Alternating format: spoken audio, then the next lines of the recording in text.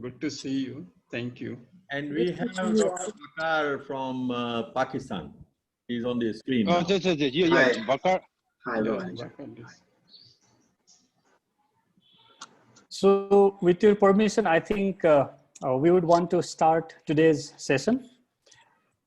Good afternoon, everyone. Welcome to the 4th webinar of the series that we have been organizing.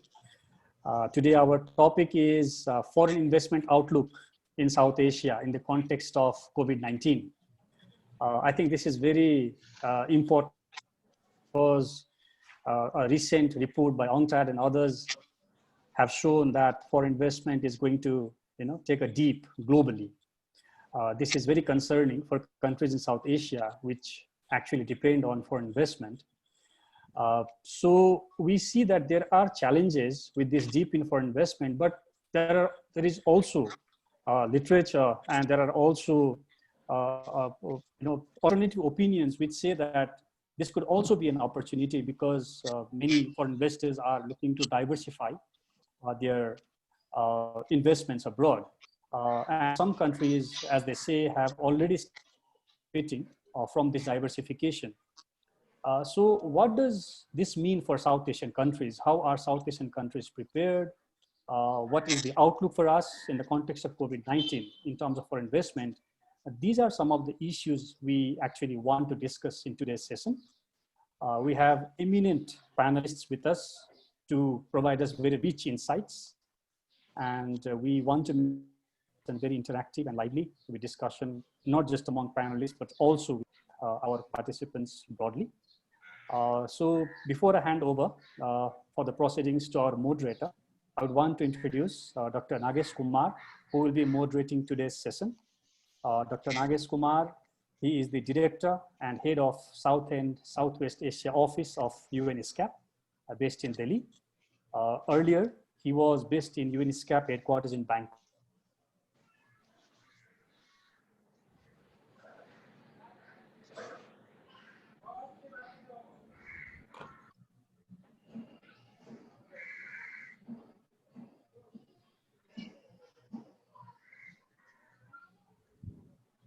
Seems something happened.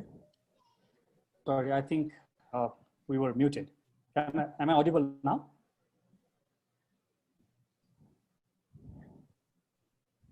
Yes. Yes. Okay. Thank you. And Dr. Nagesh Kumar, he's got a very rich CV actually. I might not be reading out everything, but just to highlight a few of those. Dr. Kumar, he is the recipient of the Exim Bank's first International Trade Research Award and GDN's Research Medal. He has had many assignments with various multilateral organizations.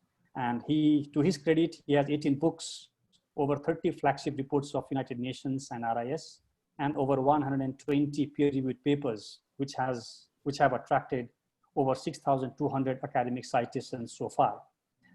So we have Dr. Kumar moderating the session today. I will leave it to Dr. Kumar to introduce our panelists as we move ahead with the discussions. If there is anything we can discuss in between, but for now, I want to hand over for the remaining proceedings to Dr. Kumar. Dr. Kumar, over to you. Thank you, Pushpa. And good evening, everyone, and good morning, Mr. Skalar. I think you are in a region where it is still morning, perhaps, or maybe beginning of the afternoon. Beginning of the afternoon, yeah. Good. So good afternoon in that case. So good evening, friends. First of all, let me begin by saying that SOTI has done a great job in organizing a series of webinars focusing on South Asia and how the COVID-related disturbances or challenges are affecting the sub-region. And this is, as Pushpa rightly mentioned, this is the 4th in that series and focusing on FDI. And again, he mentioned that South Asian countries look to foreign direct investment as a resource, as an important resource to develop with it by bringing productive investments, creating jobs, bringing technology, bringing sometimes the market access, export-oriented investment, for instance. So this is an important source of development. And as we know, for implementing sustainable development goals, the Addis Ababa Action Agenda, which was adopted just before the leaders adopted the Sustainable Development Goals, put a very heavy emphasis on foreign direct investment for meeting developing countries' resource requirements. And now we are in a situation when FDI global inflows are projected to decline by 40% in this year, latest UNCTAD data. But I must also remind the colleagues and friends here that FDI inflows had been declining even before the onset of the COVID pandemic. And so UNCTAD figures also suggest that in 2015, it had reached a peak of $2 trillion. And it already came down in 2019 to $1.5 trillion. So $500 billion were already lost in these 5 years. And this year, with 40% decline on that decline already taking place, they will dip to less than $1 trillion, which is a figure belonging to pre-GFC or global financial crisis. So I think something has been happening to global trade, global foreign direct investments as a part of this broader trend of deglobalization or slowbalization, as some people call it, that globalization going into the slow lane. So, so that is an important issue of concern and for developing countries, including those in South Asia. But, and furthermore, I mean, UNCTAD report also says that recovery outlook looks very uncertain. 2021 might be again a decline, and 2022 very uncertain, very hard to say. So, so this is a very challenging time from all respects, from all sides, and FDI brings other new sort of worries, and developing country governments are trying to do something to attract more FDI. So there may be increase in competition between them. There might be a race to the bottom in terms of liberalizations, giving incentives and all that, which might also affect the quality of FDI. So how are South Asian countries put in this context? So this is one issue that we can discuss. The other, as Pushpa pointed out already, is the fact that multinational companies or MNEs are looking to diversify their value chains in the context of COVID. And they want to reduce their dependence on one or two locations. So they are looking for opportunities to diversify their production bases. And there is this potential of relocated production, which South Asian countries could also attract among other countries. And so race or competition between these countries is hotting up, and different countries are lining up policies to attract this relocated production. So this is another trend, and we can discuss how we can benefit from it. Then there is also an issue for the graduating countries. There are 3 countries in South Asia, you know, Bangladesh, Bhutan, and Nepal, which are trying to, which will be in the transition for graduation from their LDC status, least developed country status, in the coming you know, meeting of the Committee on Development Policy of United Nations. A decision will be taken, a review will be taken whether they will or will defer this graduation. And in that process of graduating, they were looking at foreign direct investment inflows to help them to build their competitiveness. and make their economies stronger to face this graduation challenge much more competitively and emerge from that better. So how are they placed with respect to these trends? And the other trend is that in the context of dealing with this crisis of COVID, many governments, almost all governments, have taken steps to lock down their economies, to control certain activities and all that. Whether these regulatory actions and policy actions of the governments will invite legal action from some of the multinational companies under the provisions of bilateral investment treaties or other regulatory or other such, international regulations, and bring them to ISDS, the investor state dispute settlement. This is another challenge before them. And on the other side, there is a huge expansion of liquidity in the Western world because central banks are doling out money, and that easy money could bring some of the liquidity to emerging markets, which may be destabilizing, which may lead to buildup of asset bubbles, for instance, and that has its own implications.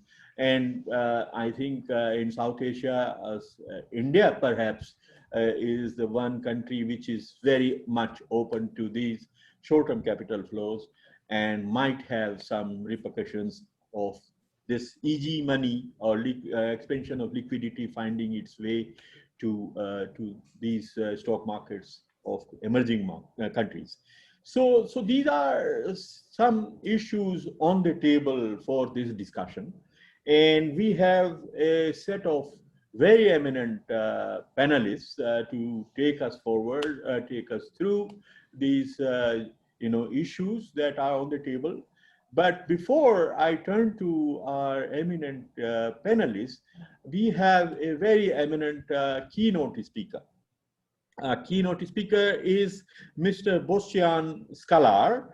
He is Executive Director and CEO of the World Association of Investment Promotion Agencies based in Istanbul.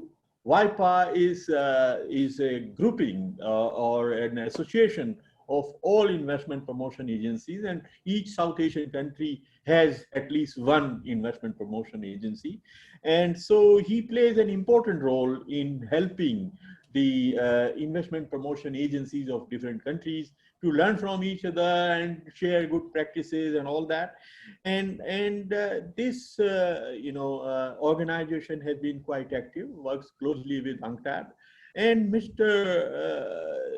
Skalar is a very important player. He has been head of the investment promotion agency of Slovenia, his home country, and he brings a lot of very rich experience to the table in investment promotion. So I'm sure we will all benefit from his insights into what is happening in this world of foreign direct investment.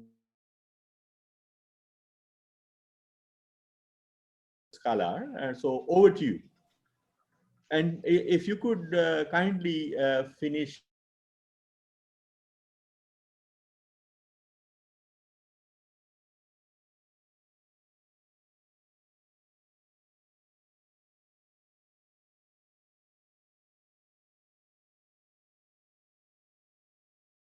Our dear friend from EIF that suggested me to address you here, and thank you for all panelists and participants. I hope that what I will present will bring some value to you.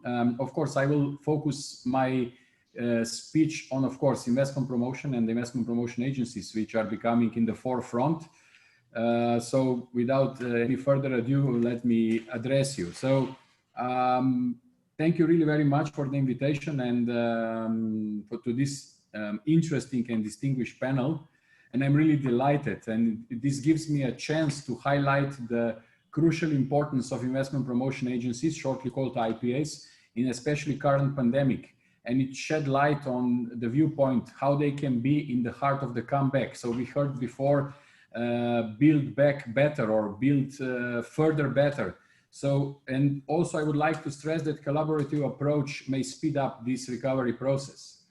So foreign direct investment, FDI, we all know can be catalytic, mobilizing capital and technology and spur growth, expand productive capacity, and also diversify economies.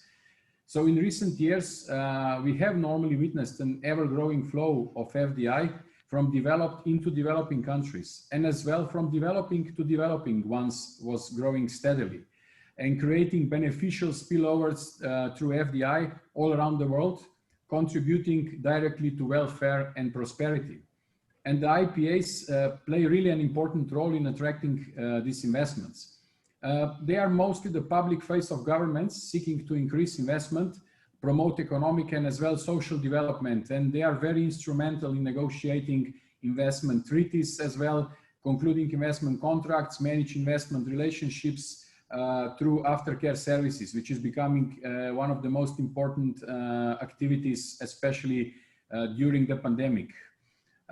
So as we heard before, even prior to the COVID-19 pandemic, the FDI flows slowed down considerably, but we need to, it's good to say that in South Asia, there was a 10% rise to 57 billion in 2019. These are, of course, UNCTAD data. And UNCTAD, as you know, is the establisher of WIPA in the 1995. So the growth was driven largely by a rise in investment, I would say, especially in India, which further relaxed investment barriers in mid-2019, also including retail, insurance, downstream coal processing. So the FDI, due to this fact, to India increased 20%, for example, to 51 billion and sustaining the country's upward FDI trend. And of course, we all know that most of the investments were in the information and communication technology, shortly called ICT, and the construction industry. I can also mention inflows to Bangladesh was also an important FDI recipient in South Asia. But we heard that the Bangladesh and Nepal and Bhutan are about also to graduate. So we are also very active as WIPA in the, supporting the LDCs. This is where we cooperate together with the EIF that I mentioned before. So, but of course, as everywhere because of pandemic, FDIs is also in South Asia expected to contract sharply. What we see is that, for example, India's economy could prove the most resilient in the region. We also saw that how, let's say, their investment promotion agency reacted quickly among many, of course, and created a special platform to assist investors to answer any kind of questions. Positive, although lower economic growth in the post-pandemic period, and for example, India's large market will definitely continue to attract market-seeking investments to the country. But the disruption caused by COVID-19 will also profoundly impact our economies as well. It will be IPAs. Their activities, current and future activities will be deeply affected. So the results of a survey that we ran earlier this year indicate that 98% of investment promotion agencies was in some way impacted, and 75% of them said that high or even very high risk. So this impact is then forcing IPAs to adjust their everyday activities, rethink organizational functioning, upgrade strategies. And this, of course, goes as well hand in hand with the governmental adjustments, because we all know that mostly IPAs report to the governments. So as a result, the bulk of agencies have been forced to postpone events, 89%, and cancel especially business travel, 83%, which was the biggest impact, especially in promotion of their regions and their countries for the investment. And of course, mostly everyone is still working from home. At that time when we did survey, 68% of the IPAs were working from home, but even now with the second wave, we see even more. Due to the close relationship with the governments, as I mentioned before, and their profound knowledge of local businesses and markets, they can really play an important role in alleviating this COVID-19 impact of their economies, especially providing services to existing businesses, but as well to their governments, especially as a policy advocacy. 87% of IPAs are providing support to clients during this virus, and this showed really common performed activity via website, email, special platforms on COVID in the websites. 64% of IPAs organizing webinars, everything is going through e-meetings to support the clients and find out their main needs and concerns. And 42% of IPAs are helping businesses to maintain their supply chains. And we are always hearing about nearshoring, onshoring. So these are all the important activities that the IPAs are providing. So dear ladies and gentlemen, they can definitely be of immense help, not only to clients, but to their governments. We heard, and we did a short survey as well, many of them are even in a, let's say, fear that their budget would be cut, their, let's say, authority will be diminished, even they might be shut down. But of course, our main point is to advocate on the behalf of the IPAs and to show to the governments that they are even one of the most important bodies in the governmental structure, and they are more than ever needed now. So they need to act swiftly and proactively, of course, the IPAs, and especially the importance goes to working with investors. Let's say a very quick response to the existing investors normally mitigate their risk, of course, of that they are facing with the negative impact of the pandemic. And we all know that roughly 50 to 60% of expansion or, let's say, reinvestment in the country happens with the already existing investors. When we look at the slowdown on these investment projects worldwide, we can clearly say that digital competitiveness will be the key. So investment into the ICT sector is crucial, as the long-term investments are also an enabler for many different sectors of the economy to increase prosperity, for example, healthcare. So the integration of technology in the healthcare sector is really strongly evident. So in a post-COVID era, the priorities for countries will definitely change. So we will go into so-called new normal. There will likely be more investments in green, carbon neutral projects to support the fight against the climate crisis.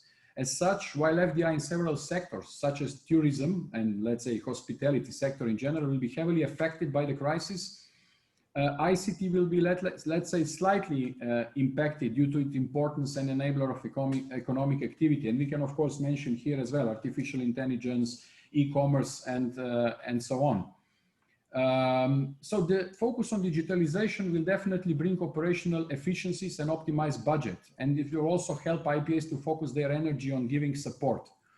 So due to this pandemic, aftercare and policy advocacy, as I mentioned before, play really a substantial and critical role, especially in minimizing the impact of the COVID-19 and in ensuring retention of existing investors, as I mentioned before. Harnessing the potential of new technologies is also important to improve efficiency and, of course, systematically contact clients and gather information regarding the issues they are facing and work with government to adequately address those issues. So this we can say it's in the short term. But dear colleagues, in the mid and long term, we know that the upcoming decline in FDI means the competition among locations will increase and extra efforts will be needed to be taken to secure projects. So in addition to the immediate risk of decline in FDI and downsizing, IPAs also need to consider long-term consequences of disrupted global value chains. And subsequently, digital technology, as I said, and artificial intelligence, e-commerce, cybersecurity will definitely gain in importance, especially in the domain of services. So overall, what we recommend to IPAs is that they need to revisit strategies, adapt them to the new realities, being a more lean organizations. So they will pursue their tasks, but most possibly the mandates, the number of mandates will decrease. According to the recent survey that we did with the World Bank, in average 11 mandates IPA is covering, which is then diminishing, especially the investment promotion activities. Also, sectors will change. Maybe target sectors will need to be adjusted. New talents will be needed to be able to speak the business language of that particular sectors. So moreover, there will be also likely shifting of resources in the organizational structures. Maybe some governments will definitely need to cut the budgets. And aftercare will become, as I said already, very important addition to attraction of the investments. So many surveys that were done, ours as well, UNCTAD, World Bank, clearly indicates that the COVID-19 has significantly disrupted investment and influenced the work of IPAs. So this impact is forcing IPAs to adjust their everyday activities, as we said, and it will definitely leave a profound impact on our world and may trigger shifts in regard as well to political, economic power. So given the major disruption, vulnerability of global value chains, as I said, reshoring and nearshoring might become a major practice in the years to come. Not, of course, over the night, but most likely this will happen. So this will hopefully motivate IPAs to create a closer connection to their local ecosystem as well, SMEs, scale-ups, startups, existing investors. We can say that for all of us and for IPAs in particular, this is a window of time to step up the game, not to decrease the activities. Of course, there is a time to reflect what services IPAs can bring by observing market signals and to tap on this. There is a lot of value looking at IPAs as they have a lot of on their shoulders to tackle. So part of disruptions at the moment, but they will be essential also in the recovery and further attract investors. And we all know that now, as there are no travels, only virtual, let's say, site location visits are possible, but investors definitely value this kind of digital approach, at least during this pandemic. So on a more general note, there is no doubt that the value of IPAs is very high. They promote economic growth by attracting and retaining FDI, being at the forefront of the relation with investors and providing a wide range of services to them. So despite their importance in the national evidence, this is clearly shown that investment promotion, when it's professionally executed and adequately funded, pays for itself. And this was already said by, let's say, World Bank and some other researchers even in 2011, but the situation is still the same. A lot of capacity building will be needed to overcome all the barriers. And again, we will be coming to the question of being funded enough or not. So to overcome current global development challenges and the current scenario of global uncertainty, IPS should definitely leverage their position, connecting investors and governments, increase focus in investment that supports sustainable development goals that we heard as well before, and strengthen their efforts to increase investor retention, expansion, especially advocacy, by supporting conducive policies for investment. So in responding to a rapidly changing environment, IPAs can definitely ensure strategic alignment and coordination and help their governments take the necessary steps to support the private sector and foster a rapid recovery, by as well providing prompt aftercare and advocacy services. So they play, as we say, an important role. And I said they are often seen as a bridge between the governments and the private sector, seeking to increase investment, promote economic development, and concluding investment contracts, manage investment relationships before, during, and after the investment life cycle. So especially now, in recent months under COVID-19, during their unique positioning and passionate, let's say, activities, they supported the governments and investors to mitigate the negative impact. So let me conclude with a message, dear ladies and gentlemen, that VIPA and the whole consultative committee, just let me say that we have a UNCTAD, UNIDO, International Chamber of Commerce, IDC, ILO, and OECD, and especially, of course, World Bank Group. In our consultative committee, we confirmed, and we had the high-level calls recently, that there is a need to join forces and further support investment promotion agencies, and of course, in general, attracting investment into the economies to overcome the negative impact of the COVID and further on support the investors for the, let's say, future plans. So I will stop here, and I would like to thank you really for your attention, and I do wish a fruitful deliberations.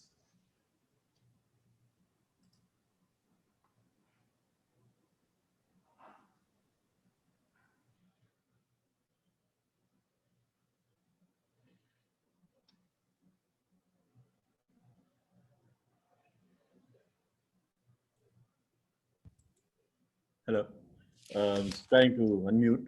Well, thank you very much, Mr. Scalar, for very insightful presentation on the challenges that the investment promotion agencies are facing in this current scenario of squeezing foreign direct investments and hooking up of competition between the developing and developed countries in attracting the diminishing FDI flows, and so what they need to do, and you're very right that they need to step up their game and also enhance and strengthen their linkages with domestic constituencies, domestic ecosystems for entrepreneurship, the startups and MSMEs and other companies, and also promote cooperation with the other similarly placed economies.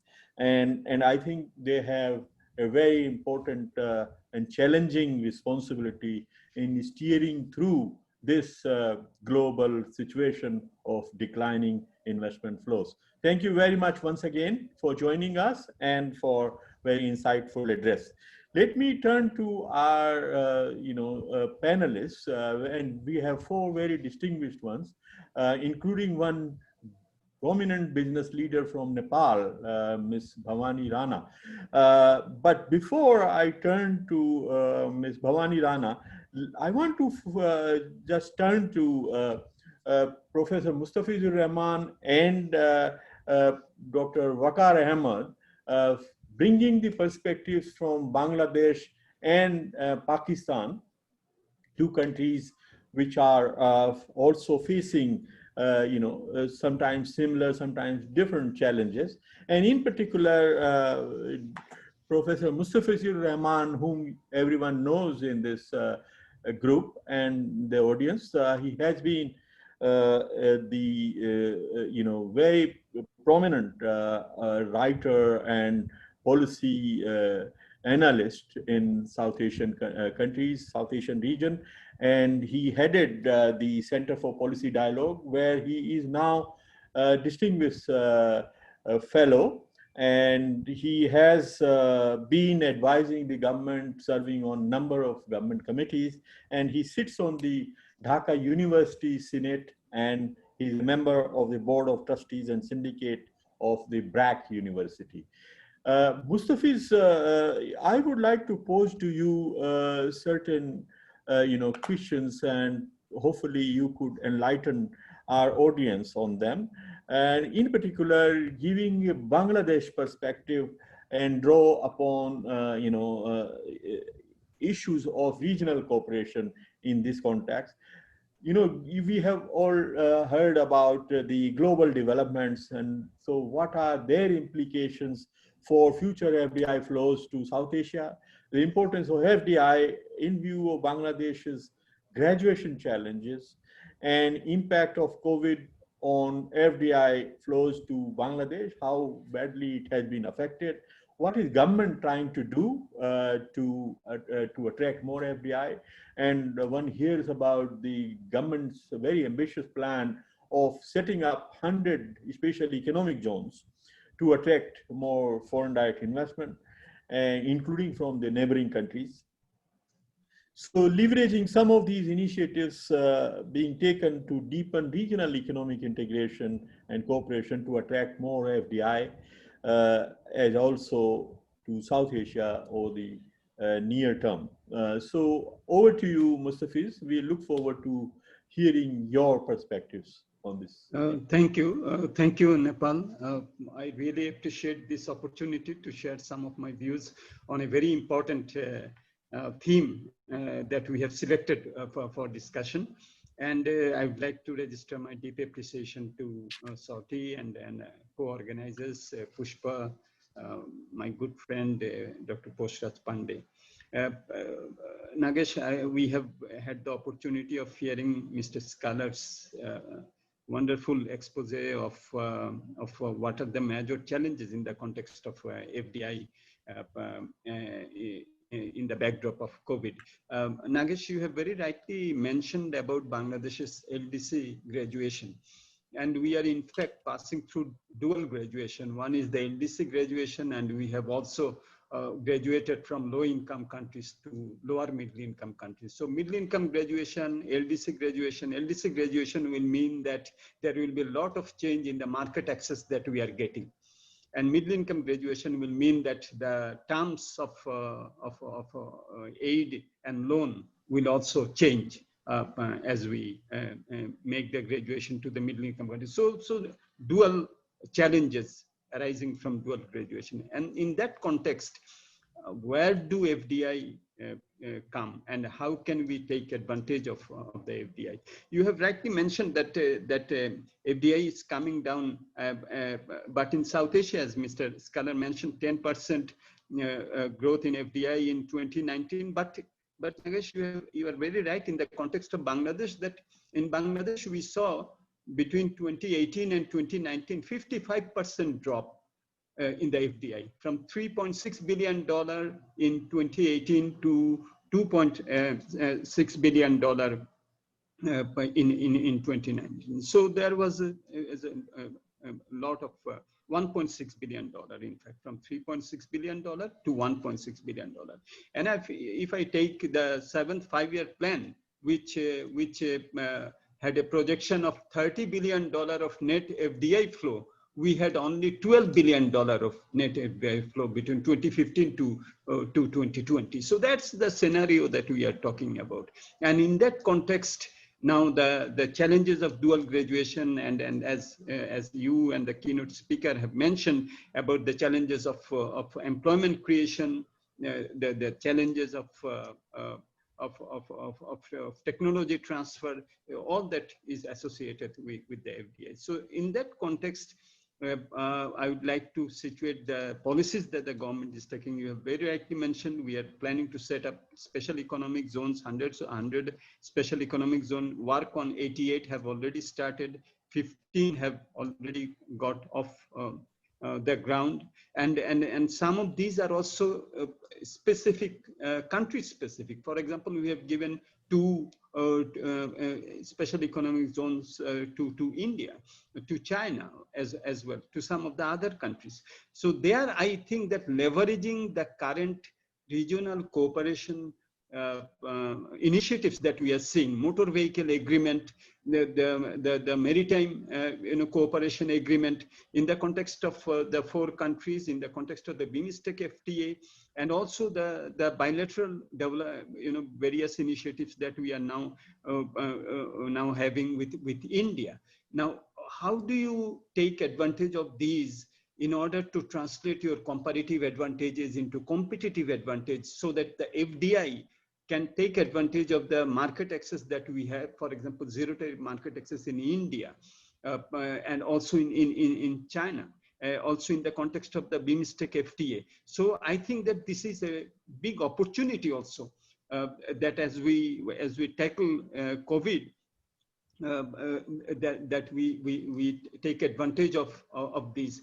So for example, motor vehicle agreement, it cannot be just transport corridors. We'll have to make it into economic corridors. And how do you translate these into economic corridors? Through investment, attracting investment that will target the regional market, taking advantage of the market access that we get. Investment that will enable us to have the value chains and the production networks, so that we can collectively get into the global integration process from position of strength. So that is the scenario that we will have to think about. You have also very rightly mentioned about what are the global developments which will impinge on this. And you see, for example, you have mentioned, Dr. Nagesh, the bilateral investment agreements, the need to strengthen our regulatory mechanism so that we don't get into disputes, various disputes.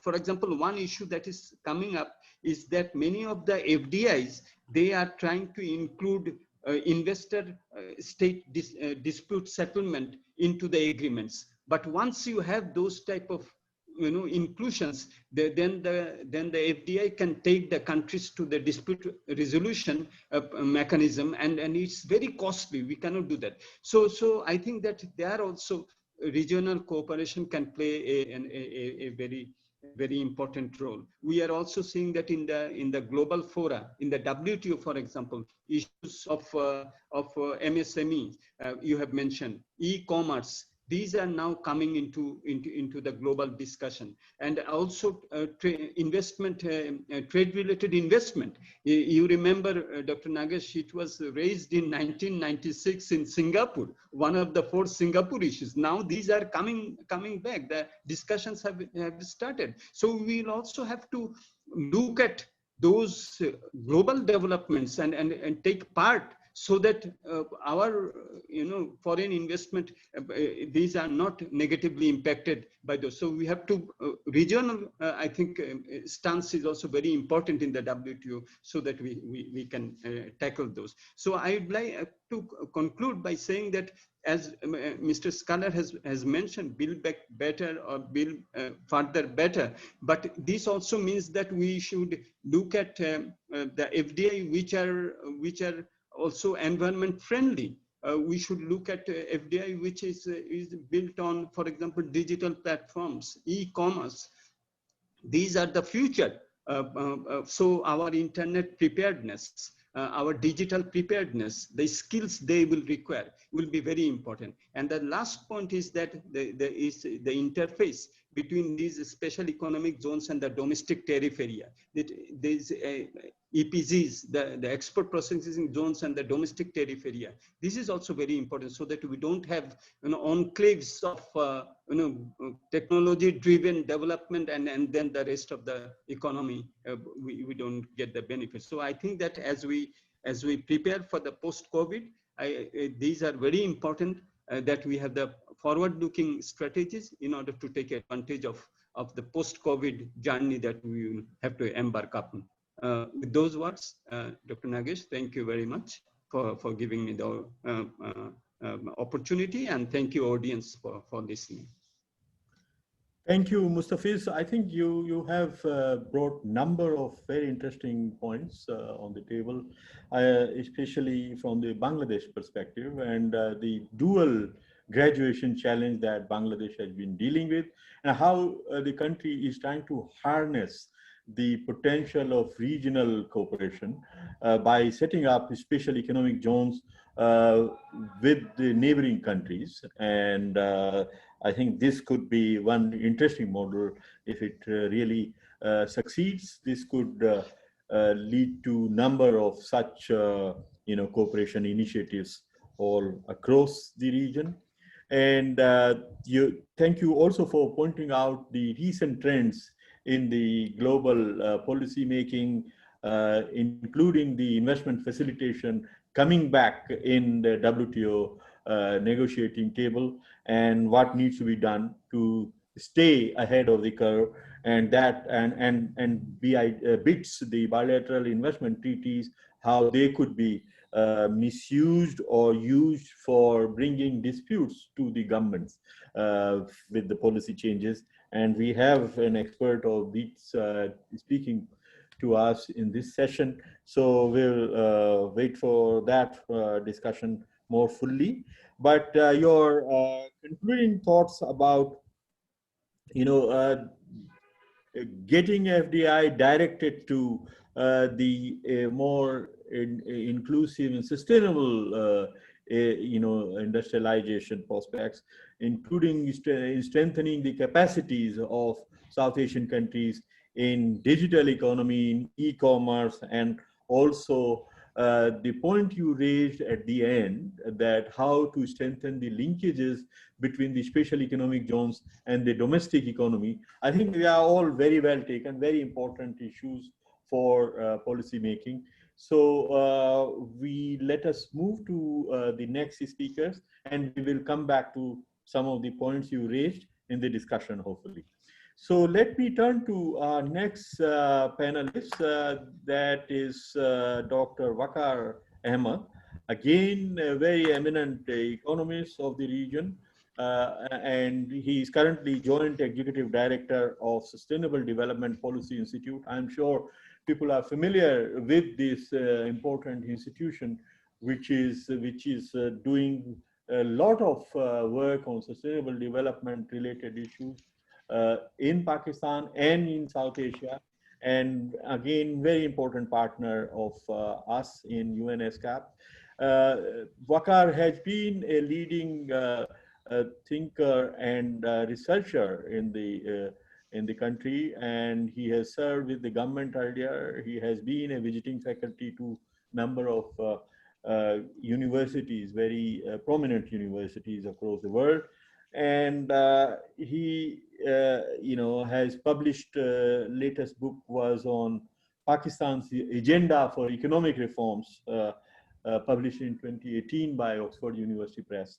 So Vakar, with your very distinguished background, I want you to focus your attention on the Pakistan's perspective, and Mustafi's enlightened us on the Bangladesh, what is happening in Bangladesh. So listening from you on how the Pakistan government is trying to experiment with various ways of attracting FDI amid the COVID crisis.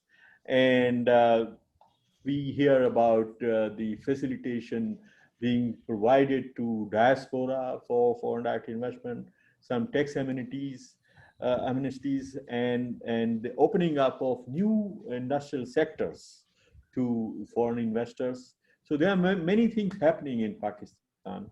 So you can share, about those, and also the ways to promote bilateral cooperation in South Asia. There are, initiatives that your government is taking, and how the COVID-induced digital transformation is paving way for more liberal foreign direct investment regimes across South Asia. So over to you, Vakar. Look forward to listening to you. Thank you, Dr. Nagesh. Kumar. Really appreciate your gracious introduction and these questions which you have put forward. Equally grateful to Saudi, the organizers for this meeting, very timely meeting. So let me just start by saying that in the months between February and June, of course, there was a clear dip in the inflows which was seen in case of Pakistan. However, more generally, the start of the previous fiscal year, which was the fiscal year 2020, ending in June, it was broadly, I would say the year was saved. So from $2.7 billion of FDI in 2019, at the end of June 2020, we were at $3.3 billion of FDI. So while yes, it wasn't as much as the target, but the pipeline initiatives, fortunately, they were in sectors which were sort of either insulated from the impact of COVID-19, or they fortunately got a positive push from the COVID-19. So I'm referring to sectors such as IT, ICT, communication technologies, the telecom sector, computer services. So in most of these sectors, somehow there were pipeline agreements which were sort of materializing, and COVID became an opportunity to expedite those agreements, which ended up giving a further encouragement or push to FDI. Of course, more needs to be done. There is no room for complacency in this case.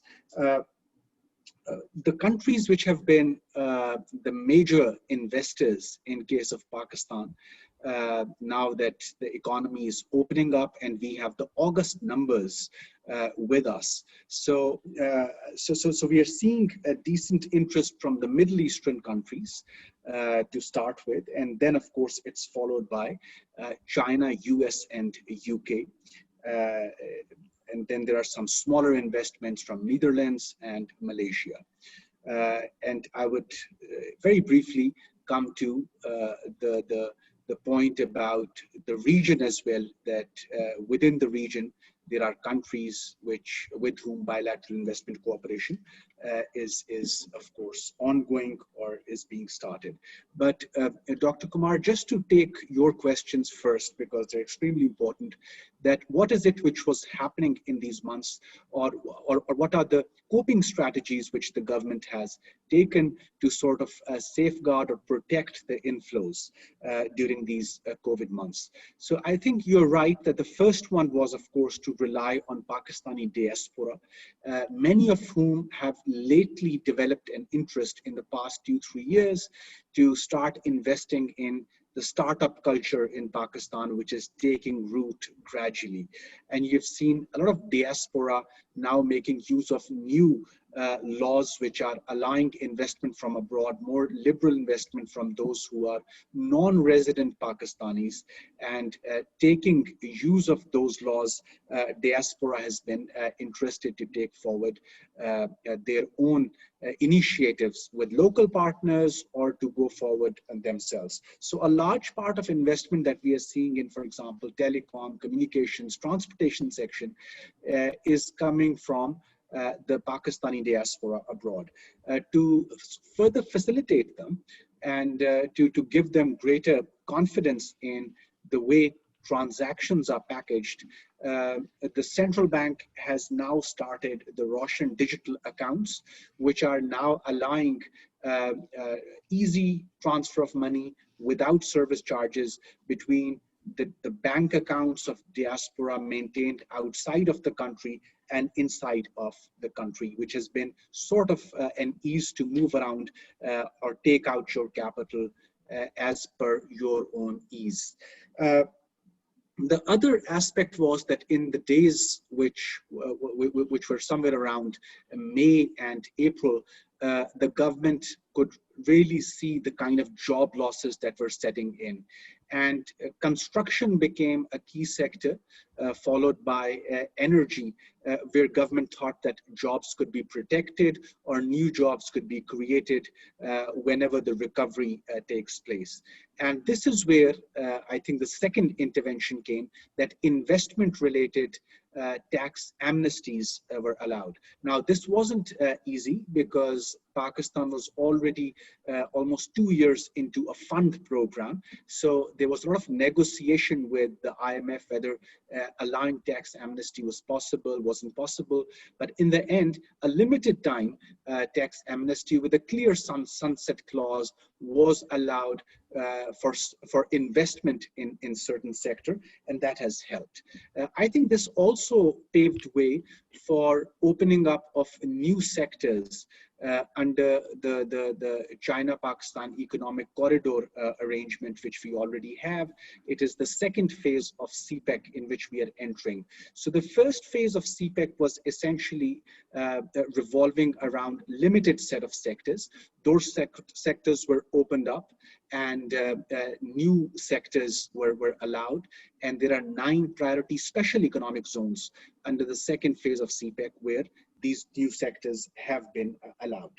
Then in terms of the South Asian region, the arrangement, trade and investment cooperation arrangements with Afghanistan are being revised. And of course, there's a revised set of transit trade rules. There's a revised set of PTA, which is coming around, and we are hearing that there will be investment clause in the PTA as well.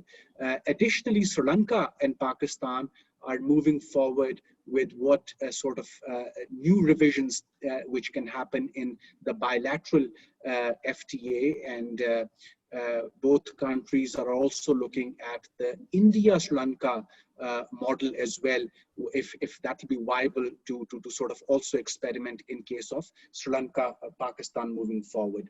And of course, there had been concerns in the past 2 years that the uptake of this FTA was low, which of course both governments now wish to improve by having greater promotion for trade and services, as well as investment cooperation, trade-induced investment cooperation.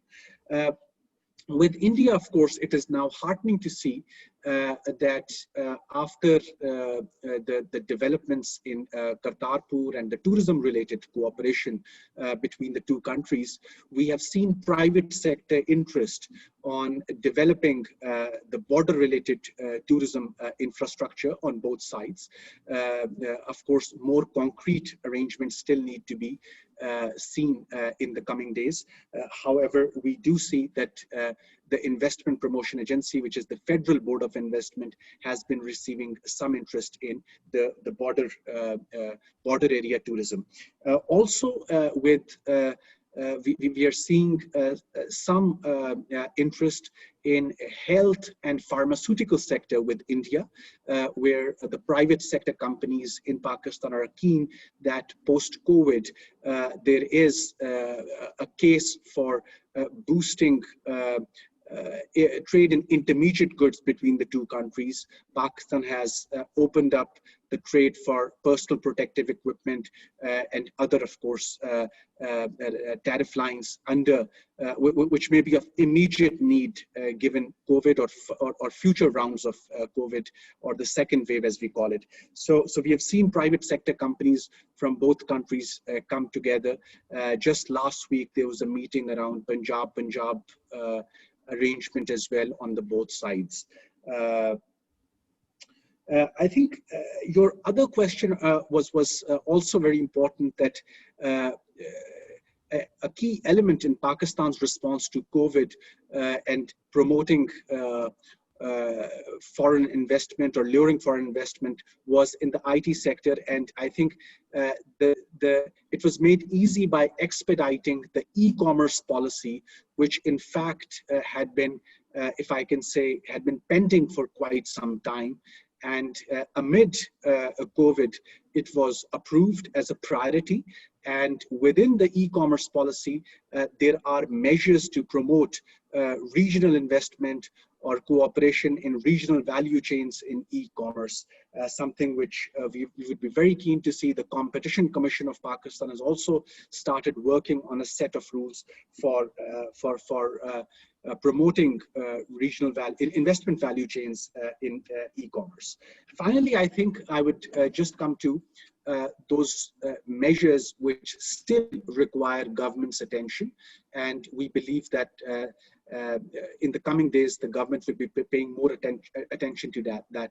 First of all, I think those investors who are coming into the newly opened sectors for investment are already talking about a high regulatory burden. So the PTI government has basically now put forward PRMI, Pakistan Regulatory Modernization Initiative, which looks at regulatory harmonization with the region.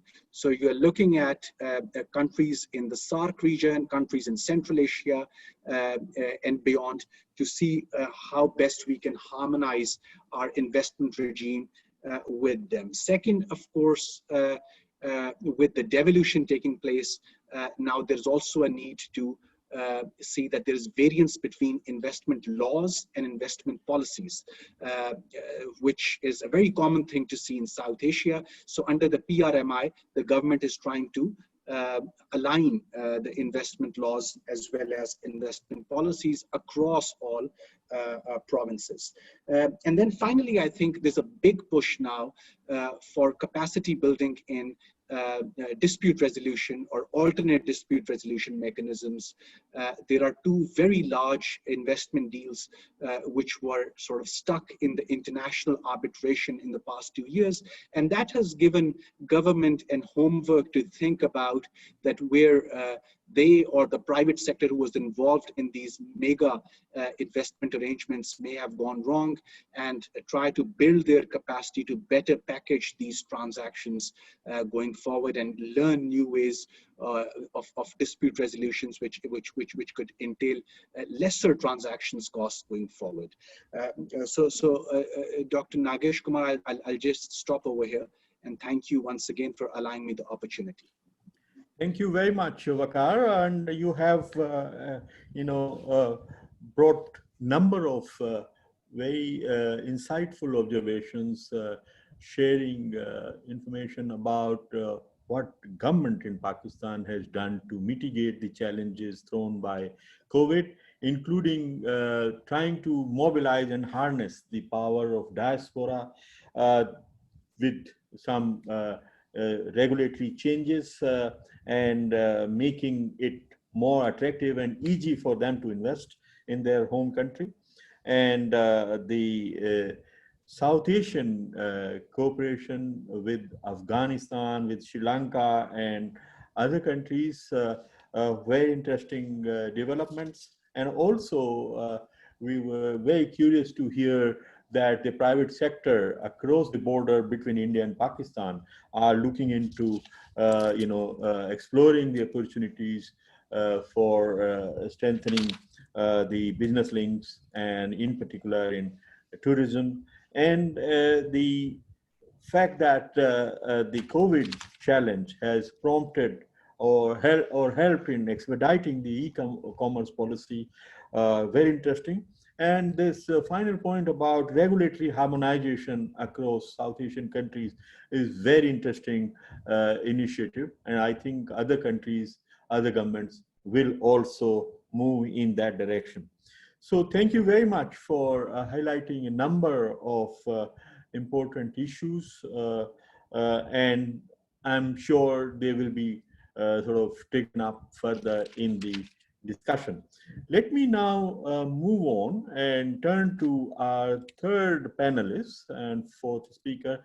That is a very eminent business leader from Nepal, Ms. Bhavani Rana. She is at this moment president of Federation of Nepali Chamber of Commerce and Industries, and in that role, she is heading a very important agency or the business grouping, which as we know in every country, they play a very important role in providing advice to the government, taking up the cause of the industry and businesses, and lobbying with the government for the policy change to facilitate investments and all that goes with it.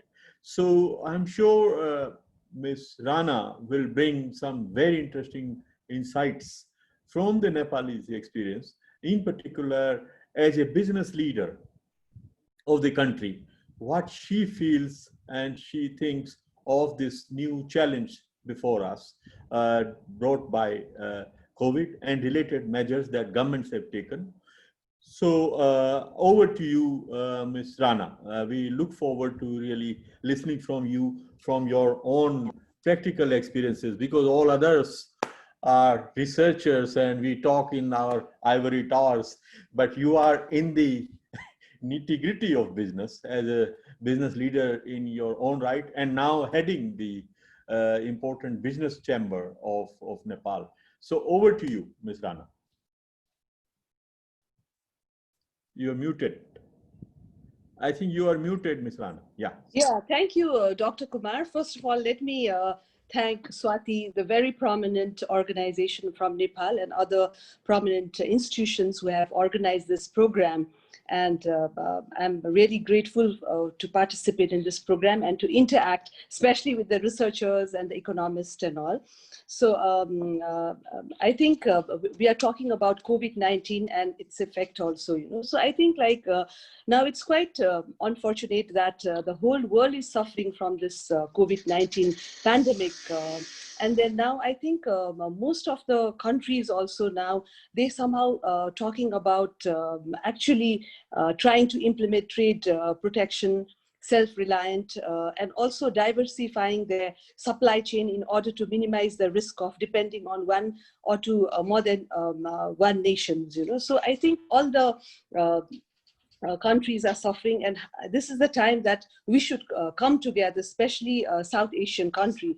And talking about Nepal, like I think Doctor from Istanbul, the keynote speaker, he also mentioned that I think the 40% FDI it's going down. So now how to bring the FDI and how to revive our economy is one of the biggest challenges. Practically, we are facing, especially from the business sector. And then hearing from World Bank and Asian Development Bank that our economy, especially the South Asian economy, has gone back 30 years back. So to bring to survive in this pandemic is one of the biggest challenges. And talking about Nepal, actually Nepal aspiration to graduate from 2020 from least development country to developing country being affected, of course, because of this COVID process. So maybe I think it'll take another few years to come up with it. But I think we are quite fortunate with Nepal being a small economy. Even in this gloomy picture, we have some window of hope, as like it's projected that Nepal's GDP will still be +1.5, which is not going minus. So that way we have to feel little hopeful in future. So Nepal, when we talk about Nepal, actually almost 20 years, two decades, we had this political unrest and unrest. So it's just been recently that in Nepal, the political establishment was there, and then the new constitution was also promulgated, and Nepal was gearing up for economic prosperity. The government agenda was not political agenda, but how to make our country strong economically. So the whole government and private sectors, we were working, our effort was putting on Nepal's economy. But unfortunately, like this pandemic started. But before that, talking about FDI, slowly the government was initiating, especially in different sectors like infrastructure sector. Government has really come up with a big programs and big plans like national development project for connectivity and all, like airports and even railways, new tunnels and roadway project and all. So we were also getting FDI and a lot of responses also we were getting from China and other European countries also. And government also just 2 years back, we had organized, government with the private sector has organized an investment summit where we could showcase our project also for Nepal. So a lot of inquiries were there. So government is also playing a very important role to bring FDI very closely. For this, FNCCI is also working with the government. So of course, like a special economic zone also, government is very keen to really start the economic zones also, and especially 2-3 policies, like we had given our opinion and suggestion to review the policies of public-private partnership and also the foreign direct investment also. So government has reviewed the policies also. So to attract the FDI, the government is working also very hard, and then there are some policies which we reviewed, and also to make the investment more easier, to make the process also very simplify the process and all. We have one window system also, like investment bodies there, so everything could happen in a fast track also. So these are the areas where government is working with private sector to bring the foreign direct investment. And I still feel that though we have suffering from this pandemic, but still with a lot of challenges, we see a lot of opportunities in Nepal also. Talking about Nepal, of course, like we have a comparative advantage sectors also. And then I think for this, we need to work jointly with South Asian countries also.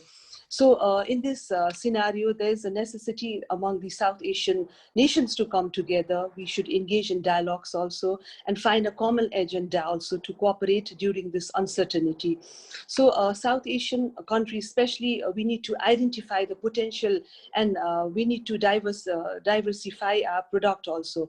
Like country like Nepal and Bhutan and Afghanistan, I think we are blessed with topography and also biodiversities also, with the natural resources And I think we are very rich in the youth force also. So how to change this youth force into human capital, we should work on that.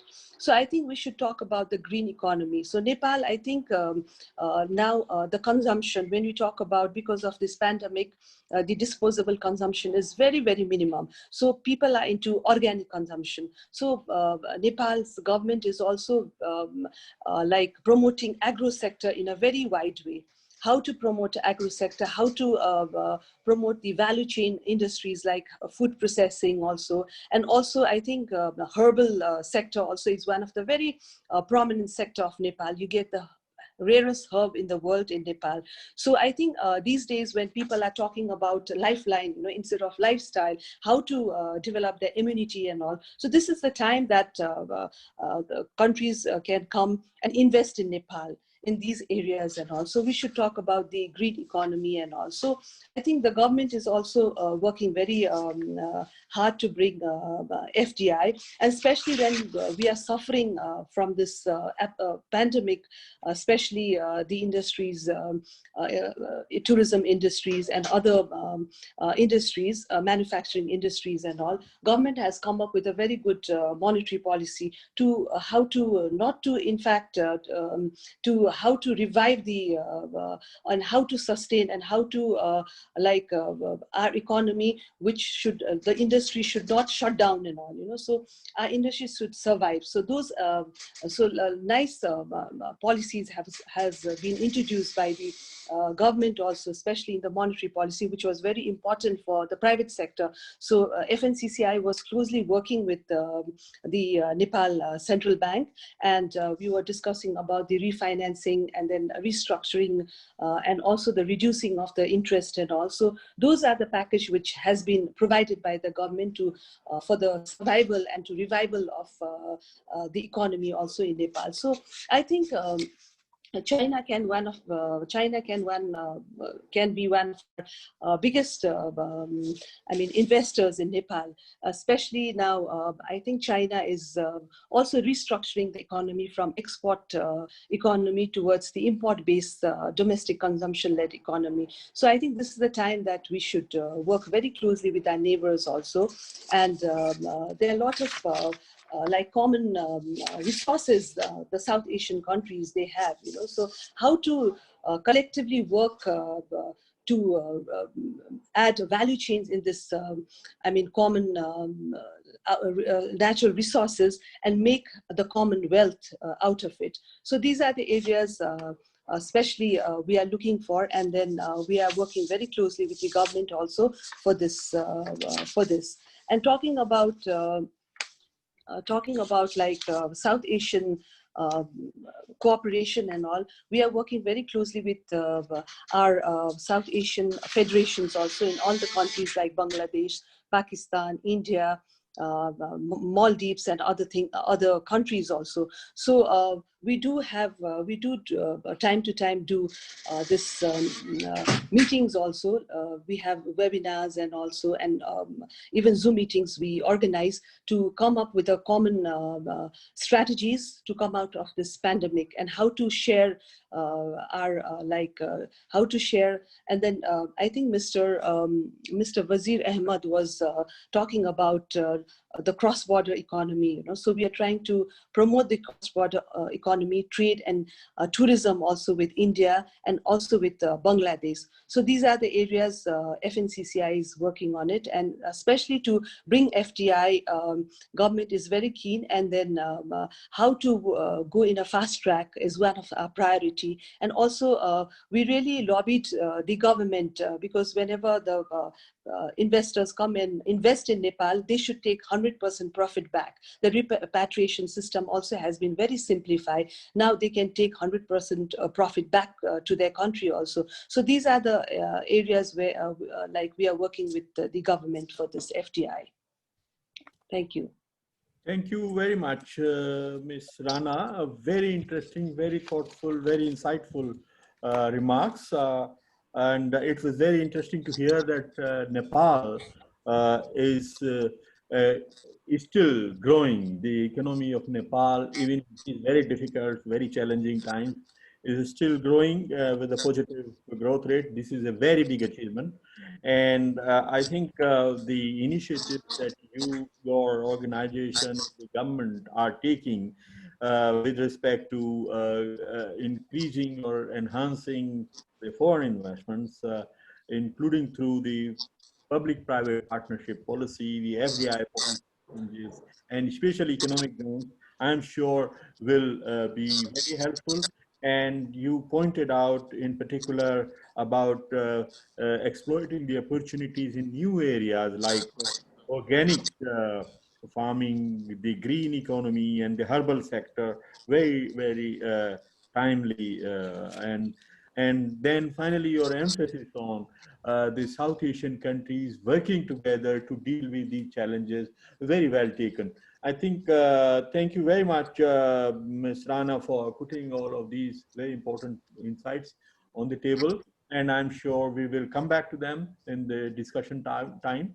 Let me quickly turn to our fourth panelist, who is Dr. Prabhash Ranjan. He is an assistant professor of legal studies at the South Asian University. Based in New Delhi, which is a regional institution of learning with all the 8 country members of that. And but Prabhash has specialized on investment law, and I know that he has done his PhD at the King's College London on the investment law. And so he's very well versed to talk about the challenge that is facing South Asian countries and other developing countries, which I was referring to in my beginning opening, that a lot of policy changes that governments are taking to protect their populations. And some of them could lead to disputes with companies which might think that the government policy has affected their investment prospects, their profits, and will they take them? And so this is a very important issue for the government. So whether bilateral treaties will be misused in these times by taking the governments to the court for regulatory takings, as they are called in the legal terms, the policy changes which might affect the business prospects of the country, of the company. So I would like, knowing your special expertise on bilateral investment treaties, Prabhash, I would like you to enlighten us on this theme and any other related to this investment agenda that we are discussing. Over to you, Prabhash. Thank you very much. I'm extremely grateful to Swati for this kind invitation and to reconnect with old friends after a very long time. Thank you so much, Dr. Kumar, for laying down the important points on which I would like to talk and develop. I'm a lawyer, so I'm an odd man out in this panel, which only has economists. And I presume that many people in the audience are also not familiar with law or international law. I try to make it as simple as possible so that I'm able to communicate the concerns which I want to raise here. And these concerns are not just relevant for India. The concerns that I'm going to raise here are relevant for the whole of South Asia, except for a few countries, because almost all South Asian countries have signed bilateral investment treaties. Now, what is the relationship between COVID-19, bilateral investment treaties, and foreign investment, foreign investors? The concern is the following, that as Dr. Kumar mentioned, because of the COVID-19 crisis, a large number of countries have undertaken several regulatory measures to protect both the health of their population and also their economy. Now, many of these regulatory measures have been draconian. And it is quite possible that some of these regulatory measures might be challenged by foreign investors before what are known as Investor Dispute Settlement Tribunals, or ISDS. Now, to give you a quick understanding for those who are not familiar with the Investor State Dispute Settlement System is a very unique system of settling disputes in investment law, where a foreign investor is directly empowered by virtue of a bilateral investment treaty to directly bring a claim against the sovereign actions of the host state.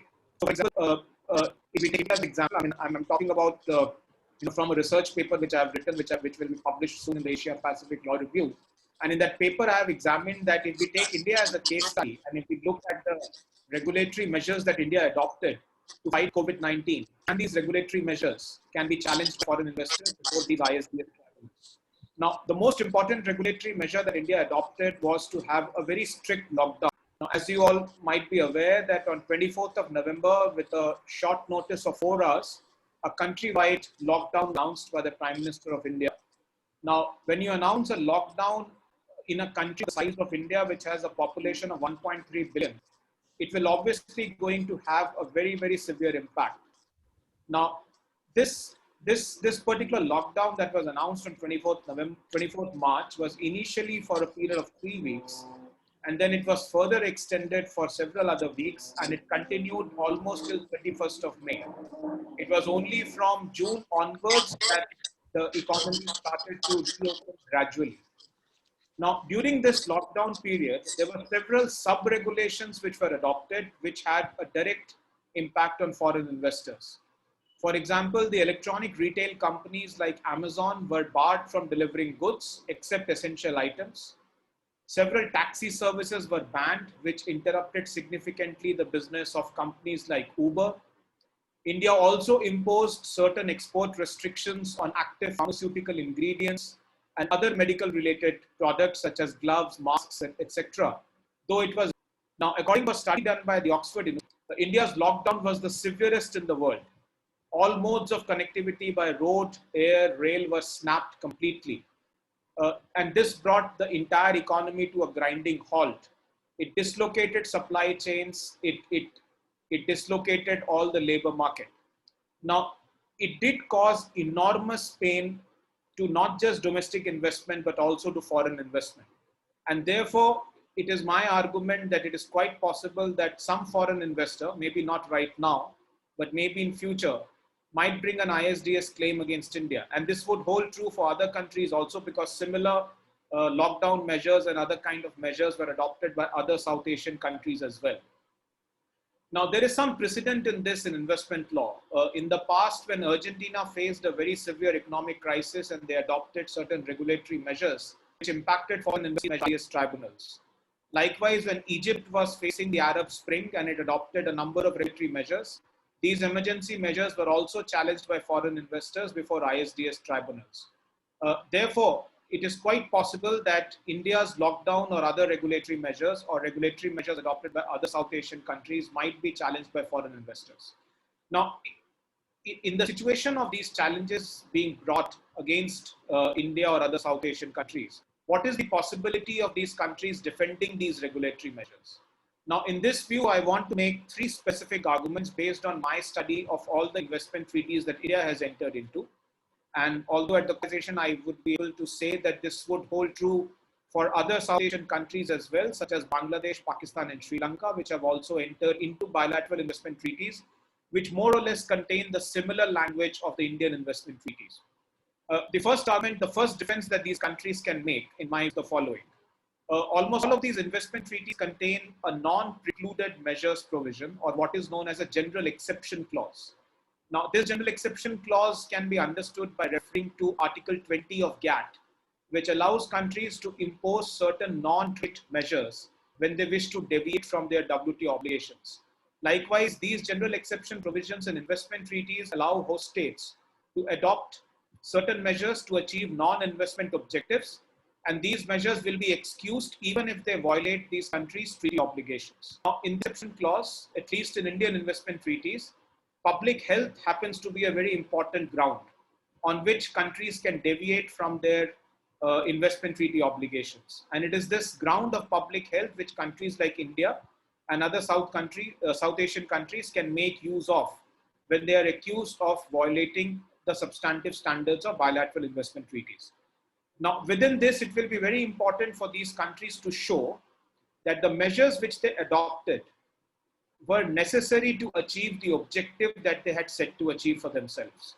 So the regulatory measure needs to be necessary. If it is not necessary, then it will be held to be illegal. Now, how do we determine that the measure is necessary? the test which the WTO appellate body and other ISDS tribunals have laid down is the following, that there should not be any less restrictive alternative measure which was reasonably available to countries to achieve the same objective. So the investor can turn around and argue that if your objective was to contain the spread of COVID-19, you could have done that by adopting other measures which were not as draconian as lockdown.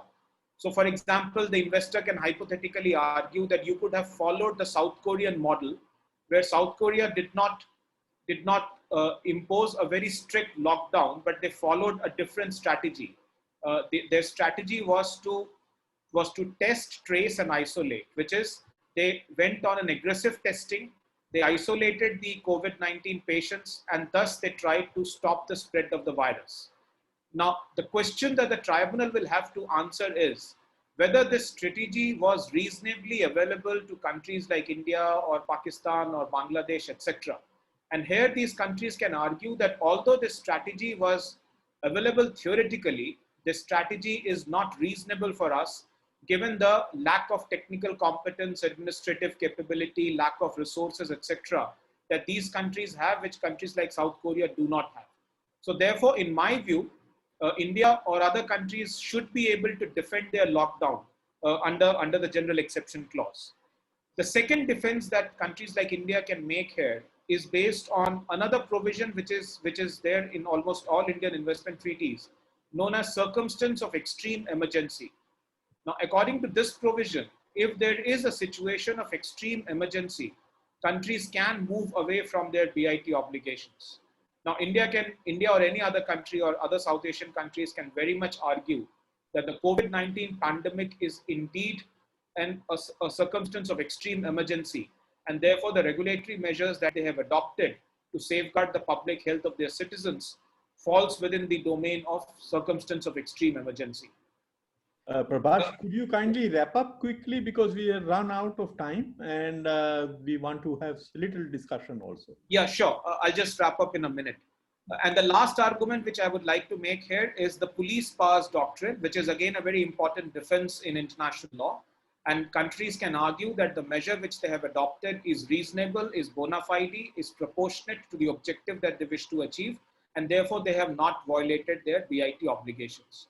So to sum up, it is quite possible, I think it is important for the governments of these countries to be prepared that these claims will come in future. They should not be taken by surprise. And it is important for these countries to develop their arguments and their legal strategy so that they can fight these cases as and when these cases come along. Now, here I see a slight problem in almost all governments in South Asia that, as far as these cases are concerned, they somehow do not have the adequate legal capacity. And therefore, it is important to build upon this capacity so that they're not taken by surprise and they are able to defend themselves against these claims. Thank you, Dr. Kumar. I'll stop here and I'll be happy to take questions. Thank you. Yeah. Thank you very much, Prabhash, for putting on the table an expert's view, on the possible misuse of BITs, the bilateral investment treaties by companies, to bring cases against the governments for the measures that they took to protect the lives and health of their citizens. And it was interesting to hear from you, while they can do that, but there are defenses available which the governments can use to defend their actions. So thank you very much for this very important contribution to this debate. Now, we have really run out of our time. We have finished 90 minutes that we were having for our discussion, but we can spend with the permission of the organizers, a few minutes to take some questions. And I see on the screen one question which is put by Mr. Shivraj Bhatt. He says that big economies and also investors and technology leaders like Japan, like US and Japan, have announced policies and even some stimulus packages to help their companies to shift out of certain locations. And in this context, how countries in South Asia can attract these industries. So I want to pose this to the panel members. Who wants to go. Who wants to take this? Any hands? Yes, Ms. Rana. Yeah, I think this is a very good question. I think due to this post-pandemic, the economic recession, we can't expect much FDI flow from European and other countries because they're bound to see the negative growth. So at least for the couple of years, so they would be more focused in investing their own countries. So I think some of the countries like Japan and America, they want to shift their companies to other countries and giving the stimulus package. This is a good opportunity for South Asian countries, I feel. So this is the time that regional trade and supply chain linkages is also a major area to explore further. So in order to explore this inter-regional trade and supply chain, I think we need to accelerate intra-regional trade facilitation ecosystem, build trade, facilitating infrastructure such as roadways, railways, the sea, or digital connectivities. That's how we could attract them. And I think South Asian countries, I already mentioned that we have a youth force, so we have a cheap labor also. So if they like shift their industries to these countries, I think they can have a cheap labor. And offers the policies which government are offering, especially hearing from different countries, they are, I think it's one of the best policy for FDI, so they could take their 100% profit back, like I was mentioning about Nepal, the repatriation.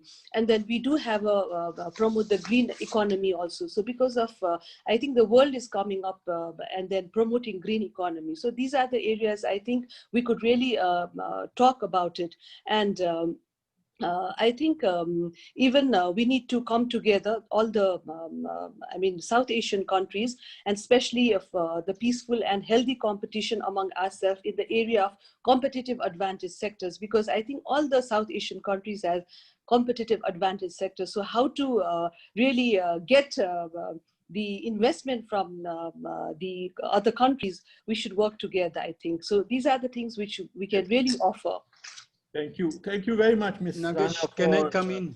Yes. I think what we can do is to go back to all our speakers, and you will have 1 minute each for any concluding thoughts and any answers to this question.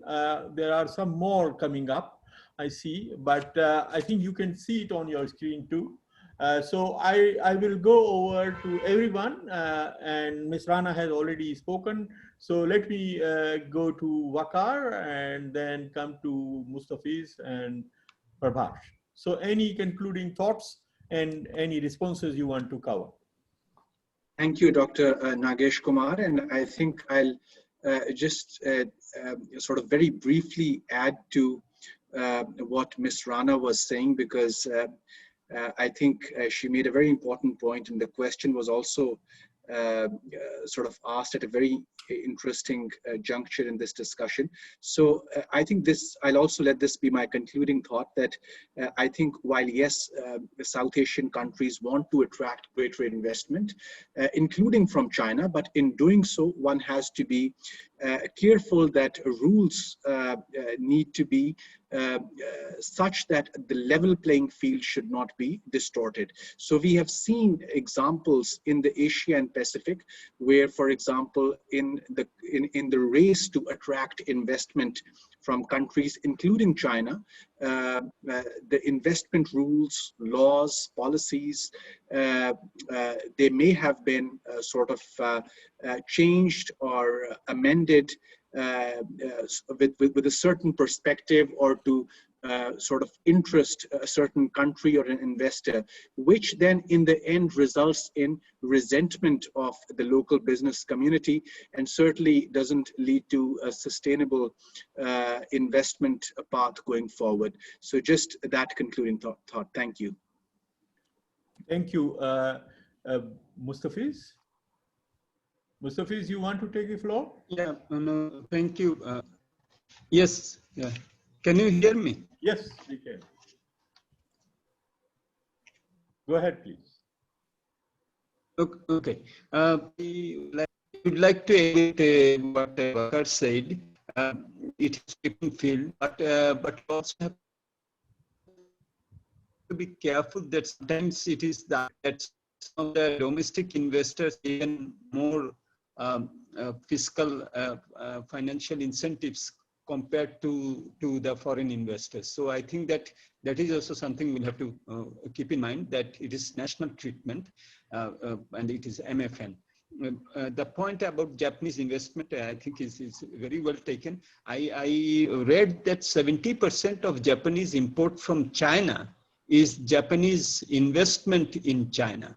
So these are now being shifted to other countries. I'll give the example of Bangladesh, where in the Bay of Bengal, Japan is setting up this Bay of Bengal industrial growth belt, Big B. And there is, in the south of Bangladesh, there is billions of dollars of Japanese investment which is coming. So I think that this is a very good opportunity, and the